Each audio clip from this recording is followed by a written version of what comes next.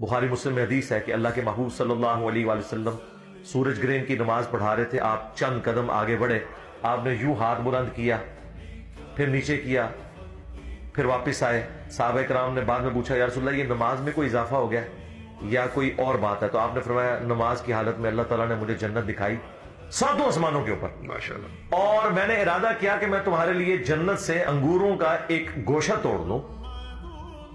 اس کے لیے میں نے ہاتھ بلند کیا, پھر میں نے ترک کر دیا کہ اللہ تعالیٰ نے نعمتوں کے اوپر پردہ رکھا ہے, اور اگر میں توڑ لیتا تو تم ہمیشہ کھاتے رہتے, کیونکہ جنت کو فنا نہیں ہے. نبی الاسلام دنیا میں کھڑے ہو کر آپ کا ہاتھ مبارک ساتوں آسمانوں کے اوپر تک پہنچ سکتا ہے جب اللہ تعالیٰ چاہتا ہے. تو ظاہر ہے کہ نبی میں بہت بڑا فرق ہے. یہ کہہ تو دیتے ہیں وہابی کہ جی نبی کے بھی دو ہاتھ اور ہمارے بھی دو ہاتھ, نعوذ باللہ. نبی الاسلام سپیشی میں انسان ہے, مرتبے میں نہیں. آپ کے ہاتھ کی طرح اور ہمارے ہاتھ کی طرح. بخاری مسلم میں ہے کہ جابر بن عبداللہ کہتے ہیں کہ صلح حدیبیہ کے موقع پر جب پانی کی قلت ہوئی تو مختلف جگہ سے پانی جمع کر کے بمشکل ایک پیالہ آپ کو پیش کیا گیا.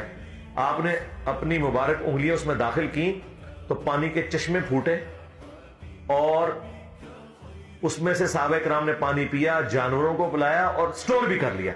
تو وہ تابعی پوچھتے ہیں کہ آپ لوگ کتنے تھے؟ انہوں نے کہا ہم 1,00,000 بھی ہوتے نا تو پانی زیادہ تھا, البتہ ہم 1,500 تھے جنہوں نے ایک پیالے سے پانی پیا, سارے اونٹوں کو بھی پلایا, سٹور بھی کر لیا, تب بھی اسی طریقے سے آپ کی مبارک انگلیوں سے پانی کے چشمے جاری تھے.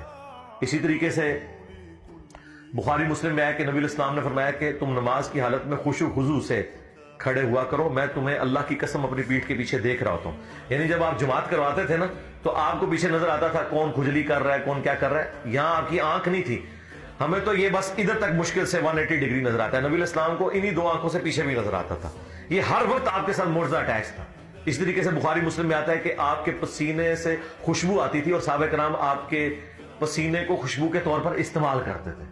تو اب پسینے میں سے تو بدبو آتی ہے, لیکن نبی الاسلام کا یہ معجزہ تھا کہ آپ کے مبارک پسینے سے خوشبو